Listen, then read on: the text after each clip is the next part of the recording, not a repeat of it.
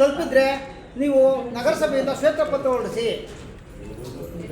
ನಿಮ್ಮ ಬಜೆಟ್ ಏನಿದೆ, ನಿಮ್ಮ ಹೋದ ಸಾರಿ ಕಳೆದ ಸಾರಿ ಬಜೆಟ್ ಏನಿತ್ತು, ಶ್ವೇತಪತ್ರ ದಯವಿಟ್ಟು ನಗರಸಭೆ ದಿವಾಳಿ ಆಗಿಲ್ಲ, ಅವ್ಯವಹಾರಗಳಾಗಿಲ್ಲ, ಪ್ರಾಮಾಣಿಕವಾಗಿ ಪಾರದರ್ಶಕವಾಗಿ ನಾವು ಆಡಳಿತ ನಡೆಸ್ತಾ ಇದ್ದೀವಿ.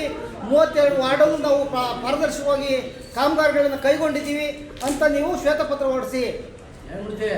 26-27 ಸಾಲಿನ ಬಜೆಟ್ಗೆ ನಮ್ಮನ್ನೆಲ್ಲರೂ ಕರೆದಿದ್ದೀರಾ, ಸಂತೋಷ. ನನ್ನ ಹೆಸರು ಮಾದೇವ್ ಅಂತ, atrocity committee member, Doddaballapur sub division.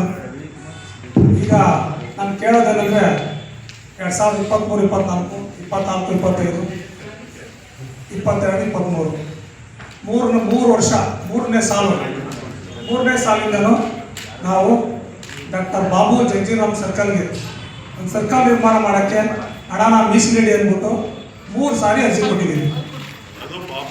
Babu Jagjivanram circle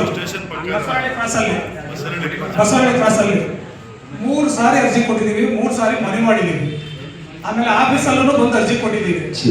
ಇದುವರೆಗೂ 3 ಬಜೆಟ್ ಆಗಿದೆ ಈ ಹಿಂದೆ. ಆ 3 ಬಜೆಟಲ್ಲಿ ಎಷ್ಟು ಹಣ ಮೀಸಲಿಟ್ಟಿದ್ದೀರಾ? ಆಮೇಲೆ 3 ಬಜೆಟಲ್ಲೂ ಎಲ್ಲ ಸಾರ್ವಜನಿಕರು ತಮ್ಮ ತಮ್ಮ ಅನಿಸಿಕೆಗಳನ್ನು, ಅಭಿಪ್ರಾಯಗಳನ್ನು ಹೇಳಿದ್ದಾರೆ. ಆ ಸಾರ್ವಜನಿಕರು ಹೇಳಿರೋ ಅಭಿಪ್ರಾಯಗಳಲ್ಲಿ ಯಾವುದನ್ನ ಸಾಲ್ವ್ ಮಾಡಿದ್ದೀರಾ, ಯಾವುದನ್ನ ಮಾಡಿಲ್ಲ, ಅದನ್ನ ದಯವಿಟ್ಟು ಸಭೆಗೆ ತಿಳಿಸಬೇಕಾಗಿ ವಿನಂತಿ.